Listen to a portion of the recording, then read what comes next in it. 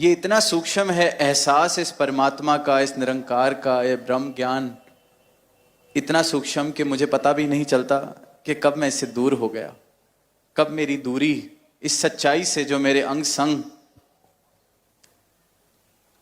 जिसके बीच में मैं रह रहा हूं, आगे तू है, पीछे तू है, चारों पासे तू, उससे भी दूर महसूस करने लग जाता हूं, मुझे पता भी नहीं चलता। तो ये इतना सूक्ष्म रास्ता है, इसलिए सदगुरु ने सत्संग दिया कि वहां जाएंगे तो संतों का संग मिलेगा। वहां उस संग से जो आध्यात्मिक जोश मेरे जीवन में बार बार, जो आध्यात्मिक ऊर्जा मुझे बार बार मिलती है, तो मैं इस मार्ग से भटकता नहीं। तो इसलिए वापस जाकर अगर सत्संग मेरे जीवन में शामिल था, हिस्सा था मेरे जीवन का, तो इसको मैं और बढ़ाऊं, और अगर नहीं था किसी कारण तो कोशिश करूं, अगर बहुत व्यस्त मेरी दिनचर्या है, मेरी जॉब की डिमांड्स है, परिवार की जिम्मेवारियां हैं, कम से कम संडे से मैं संगत की शुरुआत करूं। तो ये सवाल कल बखूबी जवाब भी मिला। और फिर एक सवाल और भी कल था कि जब किसी अधिकारी को पावर मिल जाती है तो उनमें ईगो क्यों आ जाती है। तो पहली तो जिन्होंने पूछा और हम सब सुन रहे हैं, पावर किसी को नहीं दी जाती, सदगुरु सेवा बख्शते हैं। ये कोई दर नहीं जहां पावर दी जाए। अब जिसको सेवा मिली और उसको ये भ्रम हो गया कि ये कोई पावर है, तो ईगो आना, अहंकार आना लाजमी है, क्योंकि ये संसारिक भाव हैं। संसार में हमें कोई कुर्सी मिलती है तो उसके साथ पावर आती है। कल सुना घर में किसी का प्रमोशन घर में ही हो जाता है, कोई सास बन जाता है, कोई ससुर बन जाता है, कोई पिता बन जाता है। डांट की बात हुई, गुस्से की बात हुई। कई बार मैं गुस्सा सिर्फ इसलिए कर देता हूं क्योंकि मैं कर सकता हूं, सामने वाला कुछ कह नहीं सकता। कभी किसी से बात करो तो जिंदगी में आगे बढ़ के कुछ बनना है, इसलिए नहीं क्योंकि शौक है। कुछ बन जाएंगे तो अपने नीचे दो चार होंगे जिनको डांट सकेंगे, कुछ कह सकेंगे। ये मेरा अहंकार है जो गुस्सा करना चाहता है, मेरा अहंकार है जो किसी को नीचा दिखाना चाहता है। तो सदगुरु सिर्फ और सिर्फ सेवा बख्शते हैं। या एनवाइस में भी किसी रूप में सेवा मिली तो वो सेवा है। अब मैं सोचूं कि मुझे ज्यादा समझ आ गई है, मैं घर जाके सबको बताने लगूंगा, मुझसे तो गलत देखा नहीं जाएगा, मैं पुलिस बन जाऊंगा अपनी ब्रांच की कि मैंने एनवाइस में सेवा की है, तो मुझसे बड़ा मूर्ख कोई नहीं। इतने नजदीक रह के भी, सेवा करके भी मैंने अपना आनंद खराब किया। किसी को कुछ और, किसी को मुखी महात्मा, ब्रांच के मुखी की सेवा मिले, जोनल इंचार्ज, ईसी मेंबर, ये सेवा है। अगर देखने वाला भी इसको पावर के नजरिए से देख रहा है तो देखने वाला भी गलत है, निभाने वाला भी इसको पावर के नजरिए से देख रहा है तो निभाने वाला भी गलत है। कल पूछा कि कौन जोनल इंचार्ज बनना चाहता है, कौन मुखी बनना चाहता है। बड़ी खूबसूरत definition, struggle for power politics होता है। और फिर कहा कि यहां तो चाहत ही नहीं है, डिजायर फॉर पावर ही नहीं है। दास कहेगा यहां पावर है ही नहीं। तो अगर डिजायर फॉर पावर है भी, चाहत है कि किसी ऐसे पद पर पहुंचा जाए जहां मेरे पास मेरा वर्चस्व हो, ताकतें मिलें, कंट्रोल मिले, तो संसार, बहुत बड़ा संसार बनाया है सदगुरु ने। वहां जाएं, अपने इन भावों को, महत्वाकांक्षाओं को पूरा करें। पर यहां पावर ही नहीं एग्जिस्ट करती, तो जिसका नजरिया डिजायर या चाहत है पावर की, वो भी यहां गलत नजरिए के साथ बैठा है, गलत भाव के साथ बैठा है। और कोई सेवा निभाते निभाते उसको पावर समझ रहा है, तो वो भी ठीक दृष्टिकोण से या भी ना समझी में ही इस यात्रा को कर रहा है। तो हमें अपनी समझ, अपने ही मन के शीशे को साफ करने की जरूरत है। फिर कल सवाल आया कि पता कैसे चले कि सच्चा सदगुरु कौन है।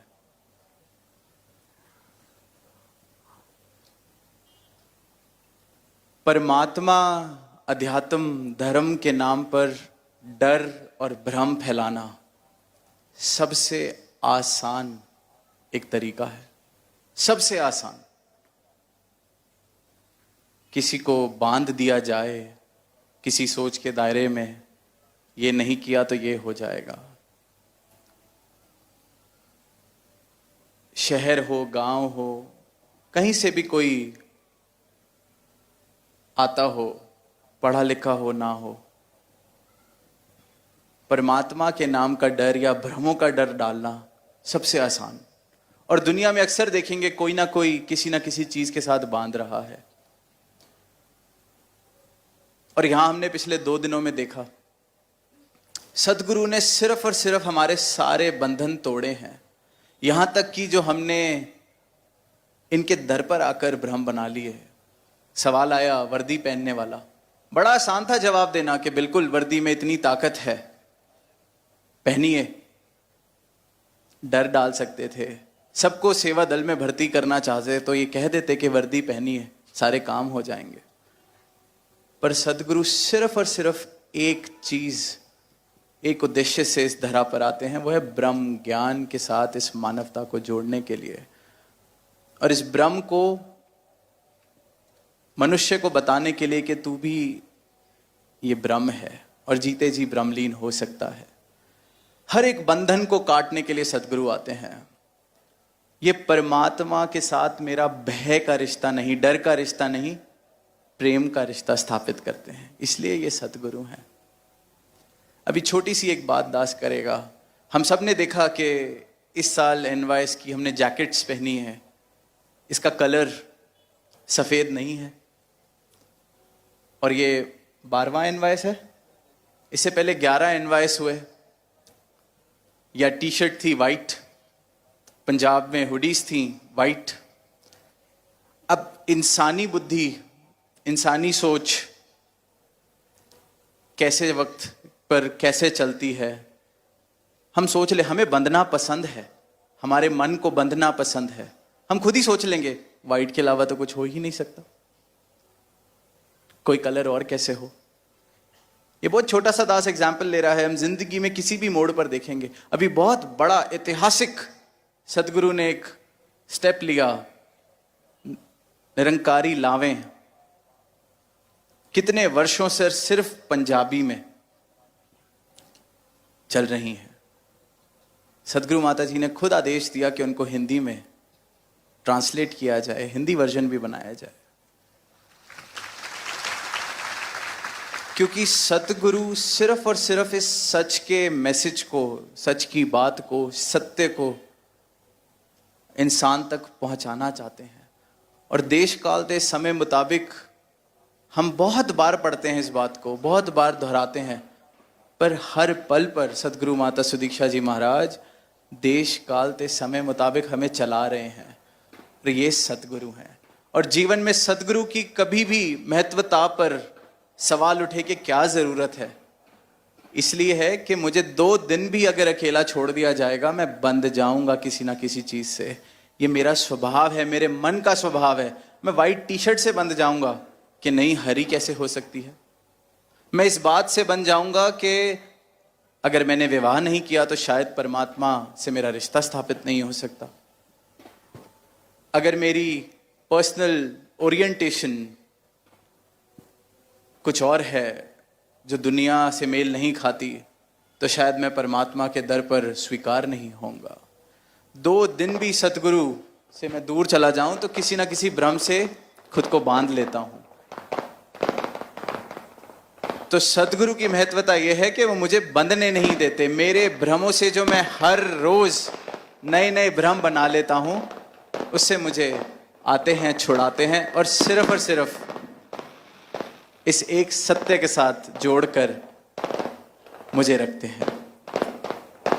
और दास ने टोरंटो में जो एनवायस हुआ था वहां एक बात कही थी, और यहां दास को लगता है शायद लाइव भी जा रहा है तो दास रिपीट कर सकता है वो बात, कि हमें सवाल पूछने की इजाजत मिली। गलती से भी इसे अपना हक नहीं समझ लें। ये कोई भी हक नहीं है मेरा कि मैं यहां आकर सवाल पूछ सकता हूं। ये राइट नहीं है, ये सिर्फ और सिर्फ इनकी कृपा है।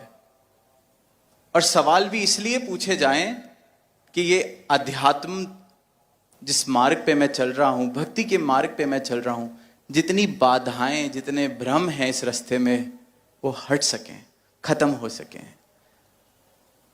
ये सवाल ट्रांसपेरेंसी, सही गलत, ये सब करने के लिए दोबारा फिर पूरा संसार पड़ा है। आरटीआई एक्ट्स बनी है, राइट टू इंफॉर्मेशन। ज़्यादा जानकारियां जाननी है, समाज की जानी है।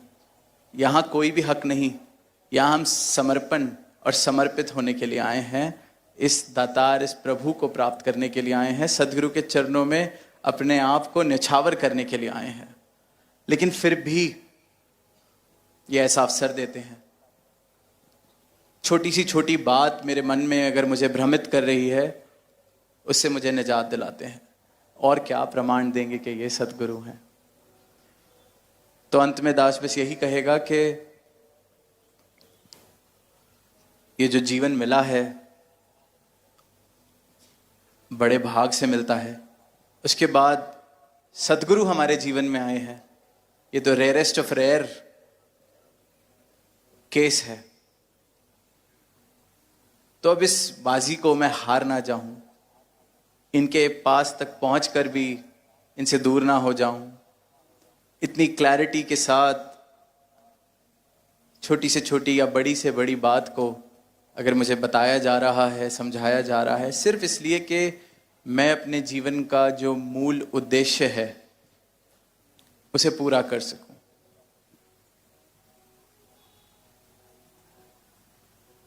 ये संगत के लिए अगर कहते हैं तो इसलिए ही कहते हैं कि इससे जुड़े रहेंगे तो मूल उद्देश्य जीते जी ब्रह्मलीन, पल पल में इस दातार का एहसास, श्वास श्वास सिमरो गोविंद। वरना तो बहुत आसान था, सबको कहते घर बैठे, फिर ऐसी चिट्ठियां भी नहीं आती कि हमारा भवन कब बनेगा। कितना आसान हो जाता। हम पूछते हैं भवन कब बने, ये वो भी सुनते हैं, वो भी जवाब देते हैं।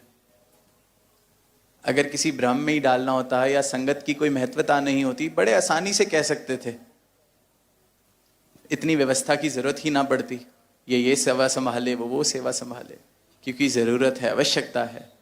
मेरी आवश्यकता है कि मुझे सत्संग मिले, मेरी आवश्यकता है कि मुझे संतों का संग मिले, मेरी आवश्यकता है कि इस सच सूक्ष्म सत्य जो मेरे जीवन में आया है, मैं इससे भूल ना जाऊं, इससे भटक ना जाऊं, किसी भ्रम में ना पड़ जाऊं।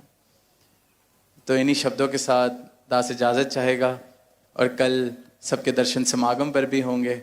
और बहुत खूबसूरती से सबने अपनी सेवाएं इस एनवाइस में निभाई।